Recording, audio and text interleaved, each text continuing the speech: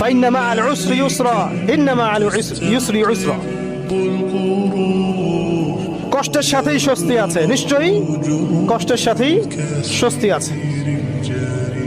ফাইদা ফারাগতা ফানসাব ওয়া ইলা রাব্বিকা ফারগাব। যখন তুমি অবসর পাবে তখন তোমার রবের দিকে একনিষ্ঠ হও। এটাই বলতে যাচ্ছি আমি আপনাদেরকে, যে আমাদের উচিত শুধু আল্লাহর দিকে একনিষ্ঠ হওয়া, দুনিয়াকে ভালো না বাসা, কিচ্ছু না দুনিয়াটা। আমার চেয়ে ভালো আপনারা এটা জানেন না, কিচ্ছু না দুনিয়াটা। মানে মুহূর্তে ডিজাস্টার হয়ে যেতে পারে।